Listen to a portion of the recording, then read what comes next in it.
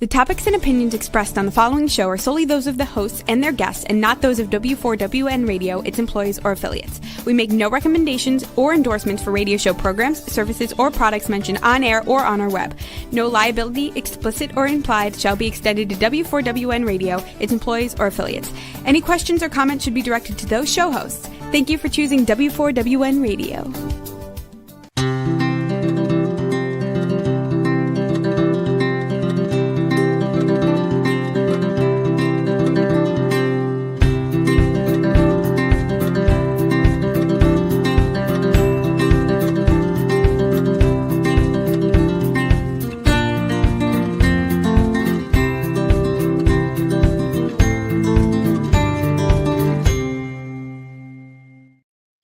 Welcome to my radio and TV show, Debi Changes Lives. I'm Debi, your certified holistic health coach. I revitalize people's lives by helping them identify the root causes of their health and mindset issues and create a custom natural holistic strategy to address them in the areas of mind, body, and soul. As a health coach, I'm not allowed to say that I heal, treat, cure, prevent, or diagnose any diseases. I can certainly make your body more efficient by reducing symptoms. You'll feel better, be more productive, and enjoy life more. Not many people have released 70 pounds, had a health transformation and mindset transformation, and kept fit and trim for over a decade. I have, and I have staying power. And it's been over 11 years.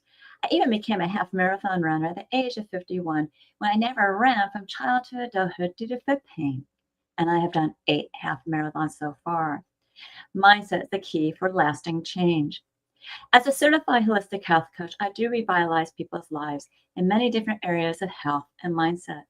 I guide you to clean, toxic-free foods and high-quality essential nutrients.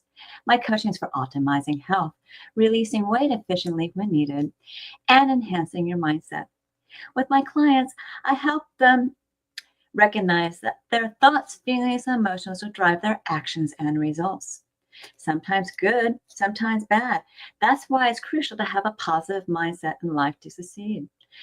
It's also imperative to manage your emotions and release those low vibrational emotions such as fear, frustration, and doubt, because all they're going to do is slow you down and get you stuck physically, mentally, emotionally, and spiritually. Like a hot air balloon that has balances, I help my clients release those emotional balances and baggage so they can uplift to a better, happier, healthier life. In turn, they are releasing their stress. They're getting healthier, and they are reshaping their core beliefs. You'll see and feel the differences with my coaching programs. Ask me about them. Set up a complimentary consultation at Debi Changes Lives, DebiChangesLives as in Victory ES.com/Linktree, LINKTREE. And I will guide you to that better, happier, healthier life with custom national unique solutions for you in the areas of mind, body, and soul. Now, being a trustee can be stressful as the trustee and for the person you represent and dealing with others as well. Today, I have Cindee Williams, a business lifestyle coach and founder of Lead My Life. She helps legacy entrepreneurs build businesses and live their blessed life. And recently she spoke on the John Maxwell stage at an international John Maxwell conference, which is a highlight of her life. She's also excited about her new book that's upcoming, The Season of You, The Intimate Journey of Becoming You, coming soon, November 8, 2025. Now, Cindee and I recently had a conversation a while ago, and we both found out that we have experiences being a trustee. She even built this framework from it, and she calls this framework TRUST. It's an acronym, TRUST. She developed it while walking through handling her aunt's estate. And this will make it easier for you to decide whether you want to be a trustee or not. I really wish I had this framework, because there's a lot of things that go on. The attorneys, even though they try to inform you as best they can, and some of them could be quite good, they don't quite give you enough information to know really what to expect being that trustee. And for myself, I had two different situations I'll discuss later. So we'll be discussing navigating trustee roles with trust. So let's welcome Cindee Williams, a business lifestyle coach and the founder of Lead My Life. Cindee, welcome to my show. Hello, Debbie, and thank you so much for having me today. I am so excited for this conversation. We've been waiting for it. Yeah, it's an important one. It's, people don't really think about it when they decide to become an executor of a trust. And it's a lot more than they really realize. Right. Yeah. So, for myself, as a business lifestyle coach, I really work with women. I say, discover who you are beyond mom. So that empty nest age. And as we find out when we're in our late 40s and 50s, we're kind of in that sandwich generation where we're taking care of our parents and maybe like I was my elderly aunt, and we're also helping our kids to launch, and we kind of get lost somewhere in the middle and really need to, what I say, discover who you are beyond mom. Really discover yourself. Exactly. And it is overwhelming. I felt like I was being stretched all over the place. Right. And then you add on the responsibilities of being an executor or a trust or a caregiver. Life can get kind of wobbly for a little bit. Yeah. And I gained a lot of weight because of it. But I've released it, so I'm all okay. But anyways, I really love what you set up, and we're going to start discussing it. So it's really important before you say yes. And I wish, like I said before, I wish I knew this information. When someone asks you to be their trustee or executor, what should you clarify upfront first?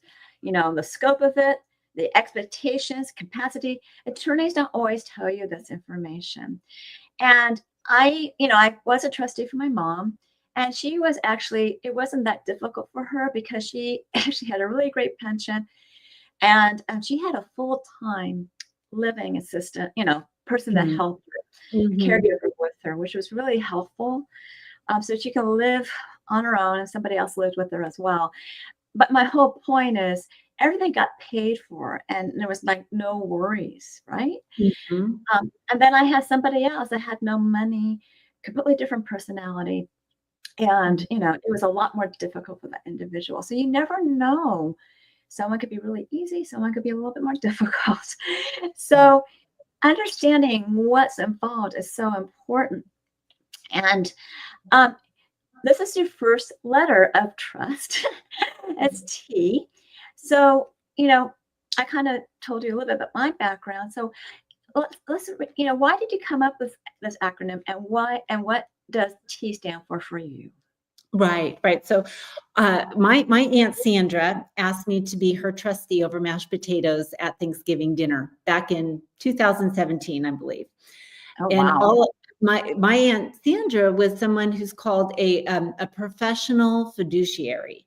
So a professional fiduciary is actually someone who handles people's estates when they don't have trustees. And she did that for 4 decades of her life. So she was, everything was so organized and so well put together. And I didn't really know the ins and outs of it. And I thought, well, somebody asked you to be your trustee and it's my aunt.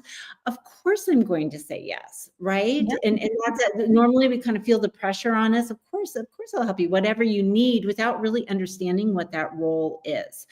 So even though my aunt was highly organized and she did this for a living, I developed this out of the art of finishing well. Like how can we plan to finish well like my Aunt Sandy did? And so this acronym really helps with that. So number one is that T, that transparency.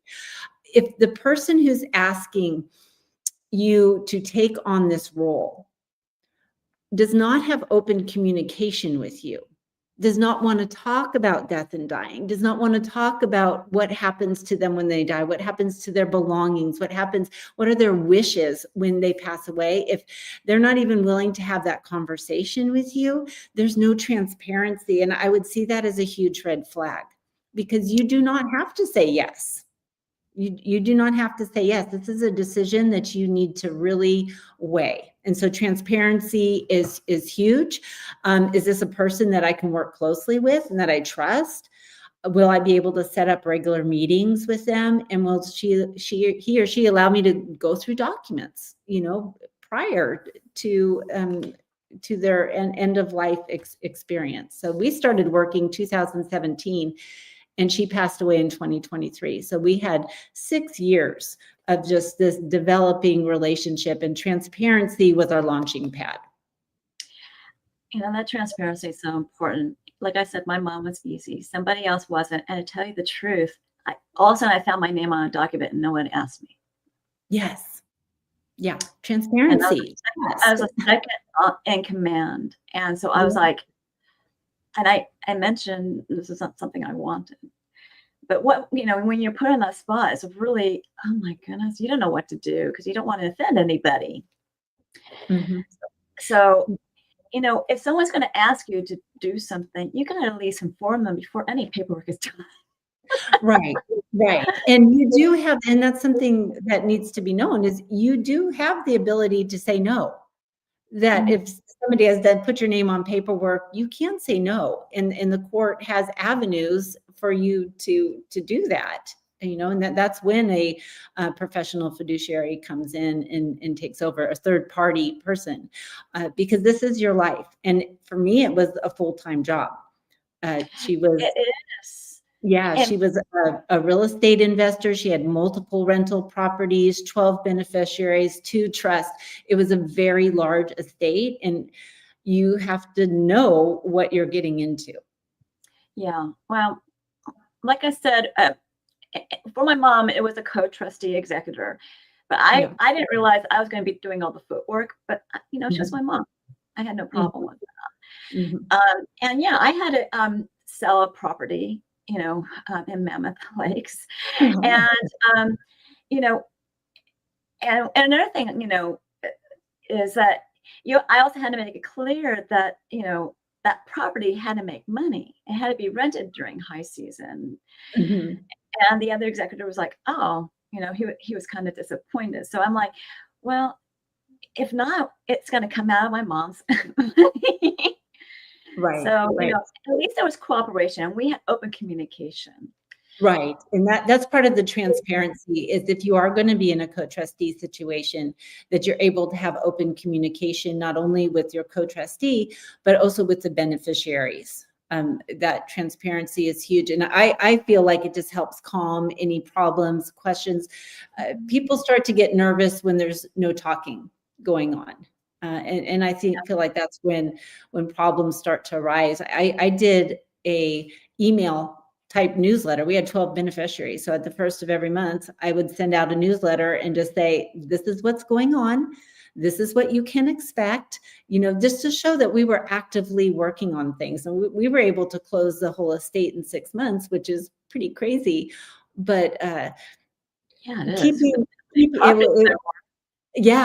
was because we worked together, and because there was that trust and the expectations were set, we were able to do that. That's fantastic. When it's not like that, it's a lot more difficult. It is a lot more difficult. And you may have to research a lot more and do more footwork. So that's all I can say to you regarding that. Right. But now the next phase is caring while coordinating. And as a caregiver, as a trustee, you're a caregiver and a fiduciary. You're a fiduciary steward. At the same time, how do you honor the dignity and navigate tough calls, medical, money, and boundaries? So this is R. Yeah, R is for respect. In having a respect for that person's life. That's, again, before you say, yes, is this actually somebody that I respect and I really want to take care of and make sure that I'm helping them through this season of their life. So respecting that person, and then so you have a significant chunk of time and dedication as a trustee, that having that respect is super important. With my Aunt Sandra and my Uncle Dave, I had tremendous respect for her. They got married when they were in their 70s, or not in their 70s, but in 1970. And we found out that Dave had a drinking problem, and she went to my Uncle Dave, and she said, you know what? If you don't stop drinking, then I'm going to have to leave you. And this was a woman in the 70s who really stood her ground and said, you know what, I want more for our marriage. I love you, but I'm willing to say goodbye if this doesn't change. And Uncle Dave at that time did not change. Now, my Aunt Sandra, she went on to take the little bit of money she had in the 70s, single woman, divorcee, when that was a huge stigma, and she invested in real estate and just a little property, and that led to another one and another one. And then over 10 years of time, Uncle Dave stopped drinking right away, and then spent the next 10 years gaining her hand back in marriage. So they ended up being married again for 35 more years. So it was like, she was a role model to me. She was a mentor. So she was somebody that I highly respected. And that's why I wanted to move into that role.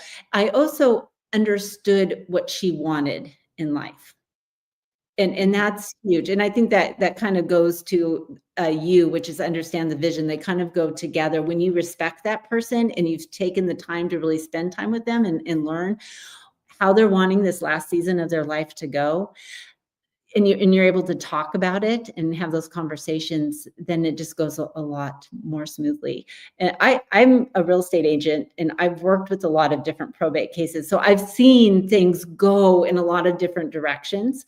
So you might be saying, oh, well, you had the ideal situation, but I have been able to work with other families who didn't have the ideal situation and kind of work through this trust model with them. Yeah.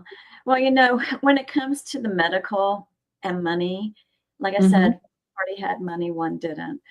So there's a lot of tough conversations regarding that. And another thing, when it comes to paperwork, that Vence directive has changed so much in California the last 20 years. It's not even funny. And it's really something that's hard for people to understand. So, that's something that people need to, get some advice on. So, but when you're talking to somebody, you got to respect them. Like my mom, she had a stroke. She had a pinhole needle of vision in one eye and another good vision in another eye, except for a cataract or something like that.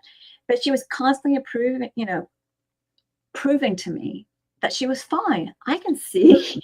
Like, Mom, I know you can see. Yeah. But you do need some help. And that's why you have this help. And she fought it at first, but then, it turned out to work out.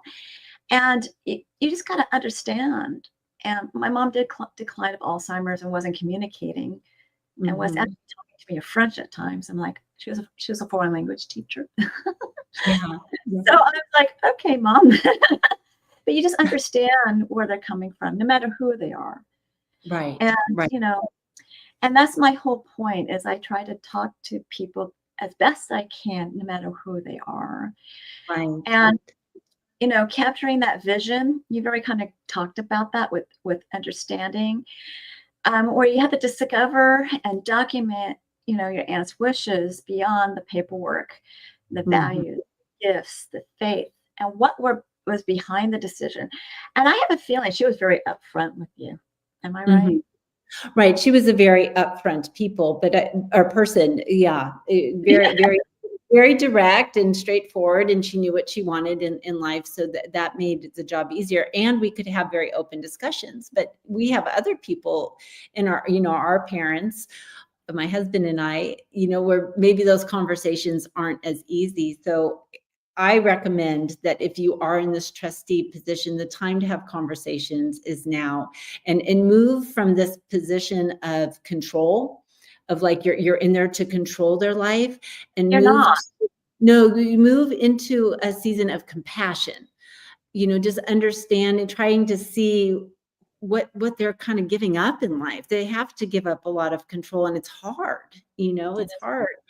And so we just have to have compassion and empathy for where they're standing, trying to see life through their eyes and work together. You're really on a team with them together, just understanding what their vision is for this season of life.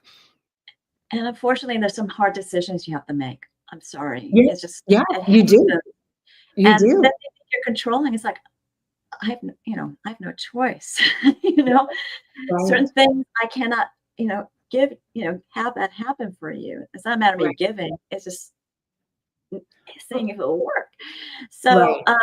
and I have tried to make things work, but certain things happened, and there's nothing I can do with certain things happening that she was Right. doing. So it's just, it's really hard on both parties because you feel like, she hates me, type of thing. Right. And just really just kind of crawling into their shoes and helping them the best you can, but you can't take on all the roles. And No. you're there really to be an advocate for them when they can no longer advocate for themselves. You're there to be their voice, even if they're not. No, my aunt went into dementia about 6 months before she passed away. And she wasn't, really wholly there anymore. So you had to just start making decisions, and she may, no, I don't want that. But you knew that you're making the best decision for her, and becoming their advocate, becoming their voice when they Yeah. can no longer speak up for themselves. Yeah, that dementia phase, I don't think people have really experienced it. Mhm. They are in denial because they think everything's fine. Right. They're not seeing themselves talk in loops, and the 5-minute conversation that you have for 2 hours over and over again. And they're seeing people. A lot of times they have their end of life visions. They're seeing people, maybe their mom that passed away before them, or their spouse, or they're starting to have these I'm just going to say visions, and we have to not discount that. We No. have to validate them, and just continue. Again, look, I think compassion is just the best word, the best way that I can describe it. Yeah, you just need to listen to them. I mean, I Yeah. remember my mom talking to me like that little things that happened when I was younger. I was like, no, these things happened to her. Right. You know what I mean? Cloud. Yeah, it becomes And it's cloudy. hard. And you don't want to correct them. That's really important. You No, don't want to correct them. no. But you also have to say, I got, if you need to go somewhere to go pick your child, I need to go now. Right. And with my mother-in-law, she had a different type of, dementia. And she was actually really good with me, but she was harder on her children. Mm. So that's the whole point, is that, they don't know they're doing that. They just don't understand that. And then they Right. get into this, I don't know if you ever reached this stage. My mom was like in a glass phone booth, wasn't talking anymore. Mm. And that was difficult. So, Right. and then I was really making decisions for her that were not exactly easy for her as well. But Right. gosh, she had dementia for a long time, and Yeah. she was in hospice for 7 months. Yeah. And that was the hardest thing because they have to do approval every 3 months or something like that. Mhm. And they're saying, Mm. well, we may take her off of, hospice. And I'm like, you made her bedridden. You better help me. Right. Well, hospice is when you're no longer treating them anymore. You're taking care of managing their pain, and you're helping their end of life experience. That really goes to my S on the trust thing, is significance. You Yeah. are really helping them end their life with significance. And I remember with my Aunt Sandra, when we had her on hospice, and it was about the last 6 months, there was no improvement. There was no road, where she was going to get better. And, we knew it was coming. And I had my cousin in the room with us, and the hospice doctor comes in. And I have never walked anybody through an end of life experience. I didn't know what it was. And the hospice doctor came in, and she's sitting there talking with Aunt Sandy, explaining what it looks like to die. And Mhm. Sandy's sitting there and just having this frank conversation and asking questions, and she's even laughing, and she's just having a conversation about this. And my cousin and I, we were sitting on the couch watching, we were just bawling. We couldn't stop crying because it just felt so sad. But they made it so beautiful. They Yeah. made it a very beautiful experience, and just allowing her to understand what was happening now. So it wasn't scary. She could feel like she could talk about what it was like to, to pass away, to die, what that was going to feel like, what that was going to look like. And it really just gave her significance in her last days, Yeah. Unfortunately, my mom wasn't communicating during that time. Right. But And the hospice can communicate that to you too. They're there to help us as well, yeah. to understand what the signs look like, and what the progression is going to look like, because we have a lot of questions, and not a lot of people like to talk about dying, but we No, need to. they don't. Yeah. But you know what? They gave you a book to read, and they went over the book and things like that. So that was really helpful. I don't even know what that book is anymore. Yeah. But my whole point is, when they kept us going back for approval, I don't know if you went through that process, but it was like, and this is like a month before she passed away, the last one. Right. It's like, no, she's not getting better. She's not getting better. She's still Yeah. being, fed by the mouth. She still can't get out of bed by herself. She needs assistance. Right. And you're telling me Right. you may not have, that was a stressful situation too. Right. And there's lots of stressful situations like that, where we're sitting there having to make decisions, and we've got our whole real life going on at the same time, and just adds this pressure. Yeah, Yeah. sure. You've got to live your life, You have to. You have to. and you got to put boundaries up. But there's things that will break those boundaries, of course, when it comes to the hospice and being there and things like that. Mhm. But if the person's more able to do things, you got to put up boundaries. Yeah. And it's it's a very stressful situation to be pulled in many directions. And But that's why we look for support. That's why we get people. Don't try to do this alone. Don't have people who've walked the path before. Have people surrounding you who can help you how to organize, because just the paperwork itself, and just then yeah, I mean, after they die, and I call it the duties of death, and it's just horrible. You're sitting there grieving, and then you've got to take care of all this other stuff, and it just feels so inhuman. yeah. You need support around you that time. So Yeah, you do. yeah. And I had that support with my brother, but I don't have that support anymore. Yeah. Now with end of life logistics, distributing,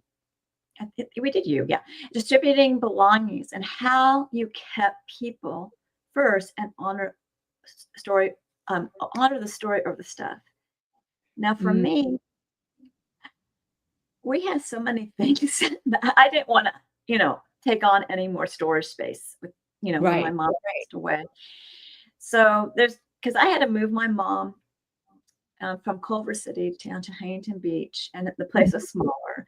And so things got into my house that, I Yeah. wanted for my son. Mhm. Other than that, there wasn't really that many things. But other than that, everything else after my mom passed away, I just, whatever you guys want, I don't want anything. Right. And that's pretty, because I said, we need to clear this out. We need to clean up the house. We need to paint the house. We need to sell the house. Right. And fix things.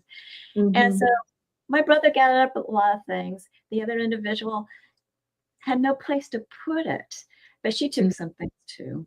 But I Yeah. also put some things aside for that other individual. My whole Mhm. point is that it's important that you don't bicker and fight over these things.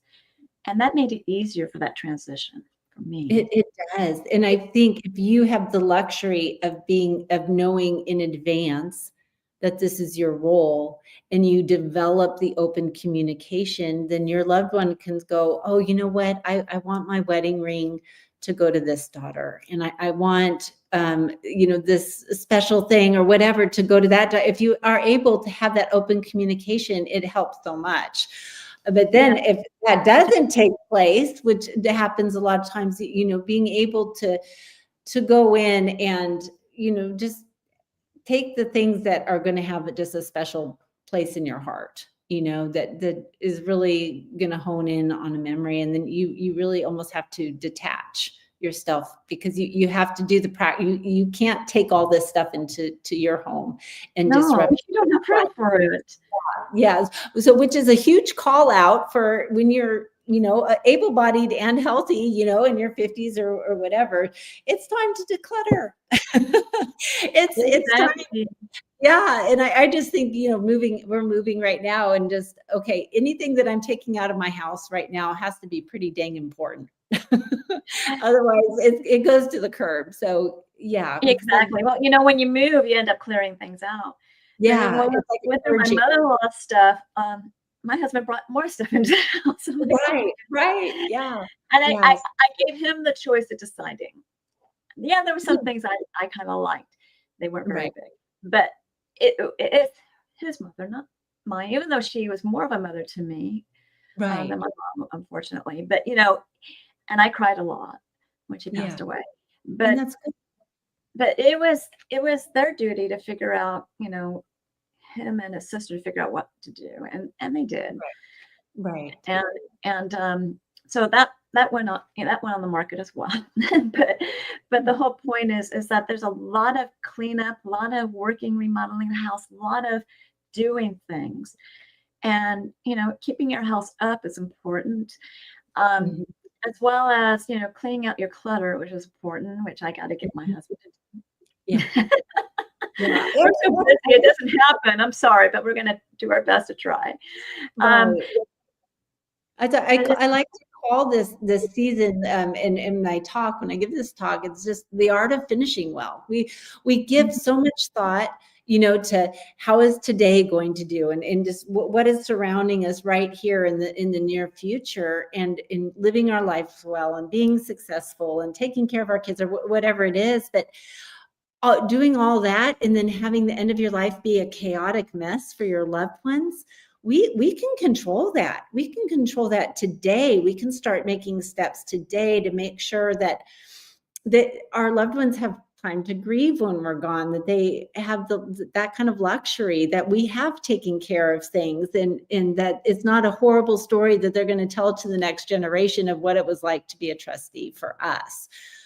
My mother-in-law was like that. She would ask my son, "What do you want? Put your name in, it's a picture or paint." My mother-in-law was very creative. Yeah. But that little picture became a little bit, why that? Yeah. And so somebody had to let that go. Right. But my whole point is, a 9-year-old or a 10-year-old, or whatever his age was, I think he was probably 12 years old by that time. He wanted that. And now it's sitting in his room. Well, why did I want that? Exactly. And now he's in college. So it's like, well, he's probably wondering that later on. But, she was a lot more functional than my mom was, unfortunately.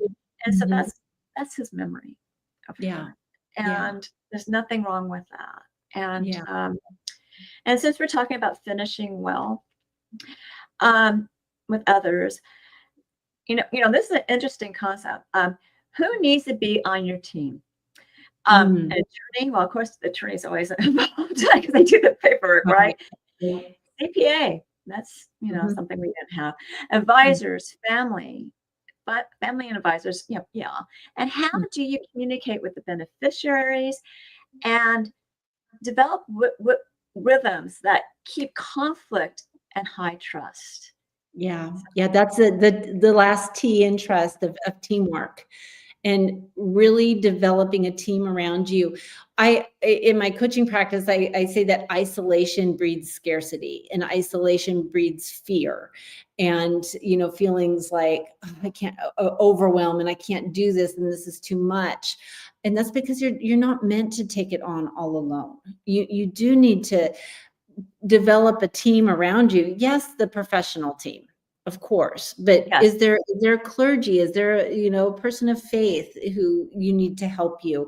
You have the beneficiaries, and a lot of times we hear the horror stories of how everybody was fighting. What if we could have a different approach? What if that? I think that happens when people don't know what's going on, so they start expecting the worst. Oh, she's trying to take all the money, or she's taking this. That's why I developed the newsletter with the beneficiaries, is because, okay, if they know what's going on, if they know that I'm talking to the attorney this week and that we're getting this document, the other thing, the house is going on the market, if they know all the steps, then there's complete transparency, there's trust, we can work on the same team. So when I call them and let them know what's going on, it's a pleasant conversation, and it's friendly, and they feel involved in the process. Well, yeah, it wasn't my only, there's two co-trustees or executors for a estate.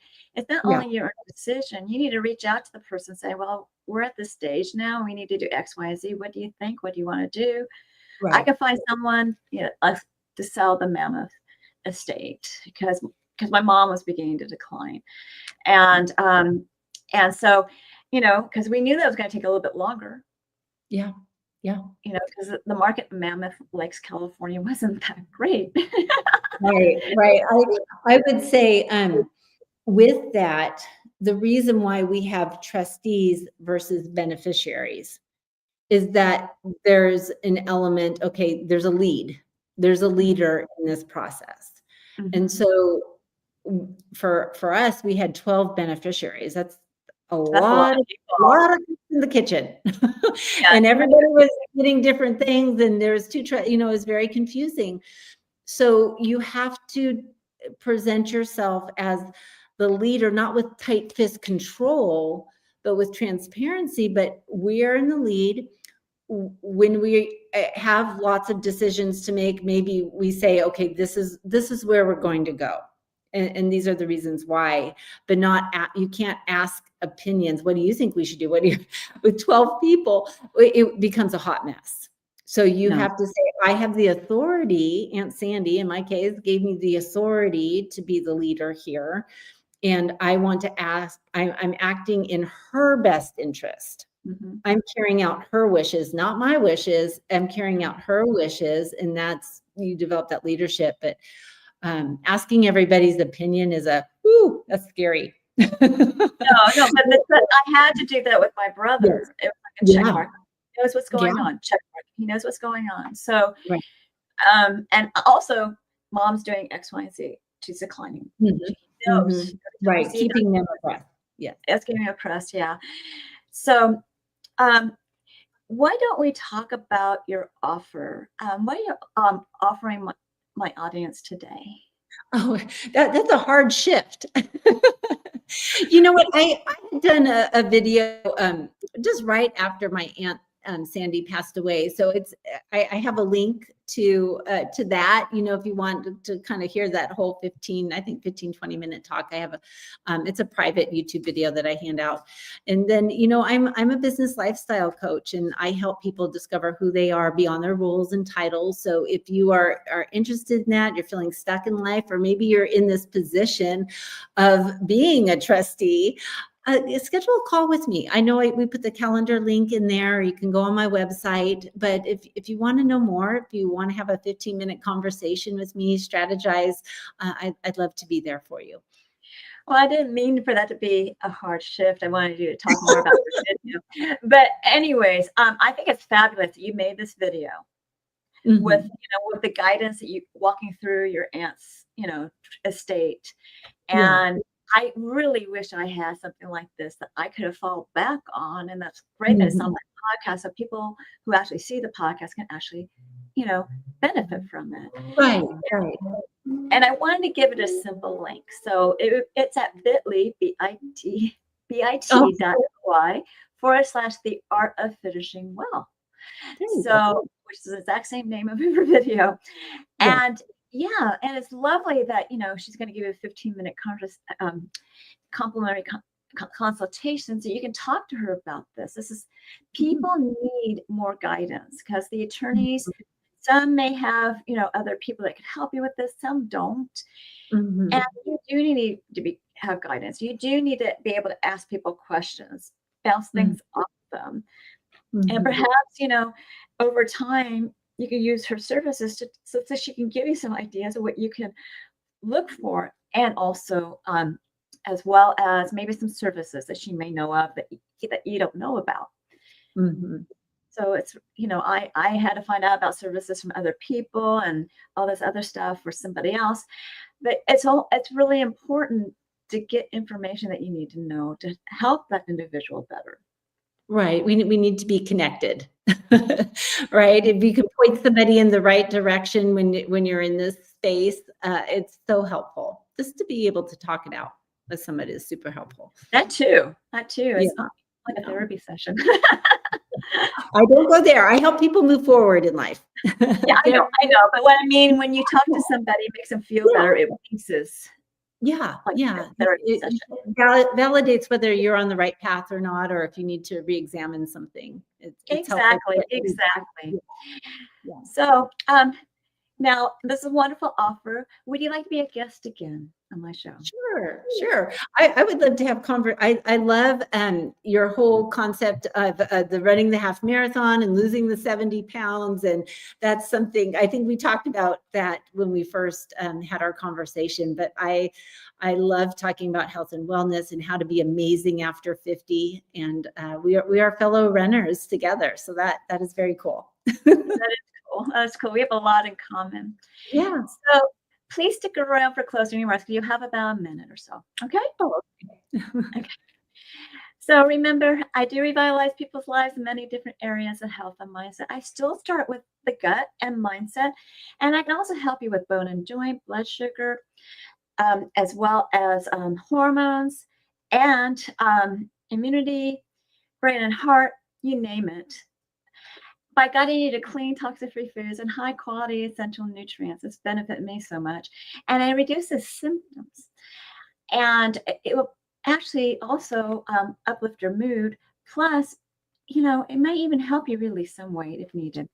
Now, with my mindset coaching, I help you release that stress, emotions, and emotional attachments, as well as I help guide you to reshape your core beliefs, because you're the one reshaping your core beliefs.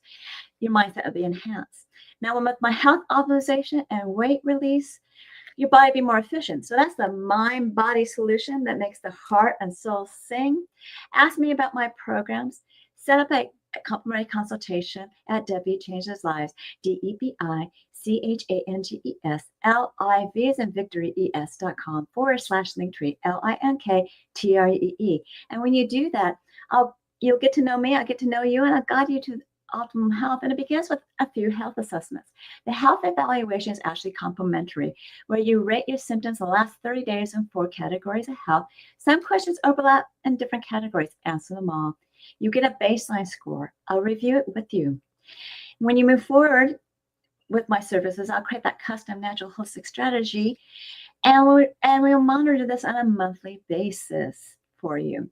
Now, I also offer 2 different body Zyto scans, and I prefer to do the 0 link because I can send it remotely, internationally, and I've actually sent it to Australia and South Africa.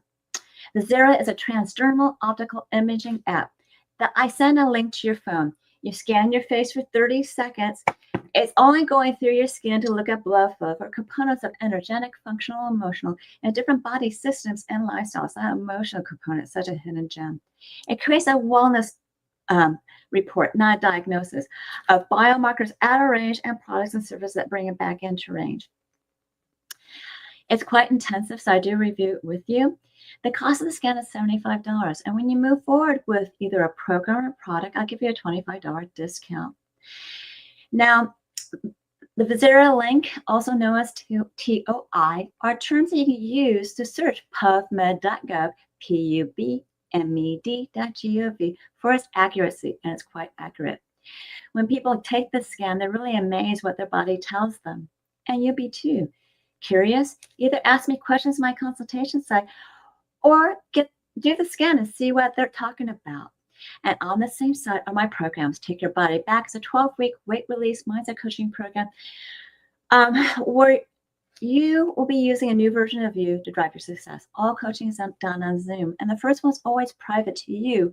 I am a HIPAA certified compliant practitioner, so anything that has to do with health assessments is private to you. I also give you a choice between 2 meal plans, directions on one, and instructions how to create that new version of you in an avatar board that will drive you with emotion and passion to achieve your health and weight transformation goals throughout your journey, and you will. The rest of the coaching is the same, whether it's group or private. We'd be celebrating our wins. I'll be helping you with those boards, and I'll guide you over gaps with health and mindset tips. You will become a new you. You always be welcome to ask me at the consultation before signing up what this program is all about. There's also a show called Wholistic Self-Love. And that's on the show button of my link tree. Why Fast is an intermittent fasting program that gets your cells and body humming and turn business your metabolism, rich, dense nutrition, and high quality essential nutrients. And exercise and recipes. Intermittent fasting actually will repair cells, reduce inflammation, and give you mental clarity. If you need some coaching, there's a 2 or 4 week program to get you started. If you want more coaching, you can pay for more, and it's up to you. You can also start with these smaller programs for mindset enhancement as well as health optimization, but truly those are longer term journeys. That bigger program will probably save you some money, or I can create a custom program for you. For a limited time, I'm offering Debi's Coaching Chats, which is a complimentary 30-minute coaching session in an intimate group setting. It's not recorded. Since we're running a little bit low on time, these topics you can look at on the video, but pretty much you're optimizing your health, you're releasing weight, helping you with hormones, creating a winning mindset, and of course that avatar board.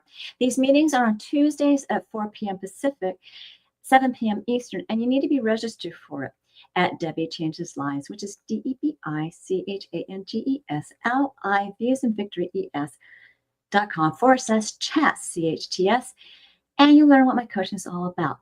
Finally, learn more about alternative health services, programs, offers, articles, blogs, upcoming shows, events, and promos by subscribing to my newsletter at DebiChangesLive.com. This time is /radio TV show as one word in lowercase, and I give you a gift, a 30-day health and mindset daily action journal where you record your gratitudes, thoughts, feelings, and emotions, as well as food, water, supplements, and exercise done on a daily basis. You can even track your measurements. Plus, you need to review it on a daily, weekly, monthly basis, celebrate your wins, and see your gaps you need to work on. If you need help bridging that gap, you contact me for coaching. This is a great health and mindset awareness tool. I'm certain that you found this show educational, informative, and enjoyed it. Reach out to me for my services, programs, products, and offers, and reach out to Cindee for that wonderful video and her services with their calendar, and buy her upcoming book. Do we have time to bring Cindee back? Oh, thank you, Debi, for having me today. I would love to help you if you're in a place of discovering who you are past your roles, past mom, past your titles. We start with a DISC consultation and we move on from there. And I would love to help you with that. So thank you, Debi, for having me today. It was a great discussion, and I thank you. Oh, you're welcome. I really enjoyed it, and people are going to get a lot out of it. So thank you too. So continue to enjoy my radio and TV show, Debi Changes Lives, on Thursdays at 3 p.m. Pacific, 6 p.m. Eastern, where your holistic journey begins.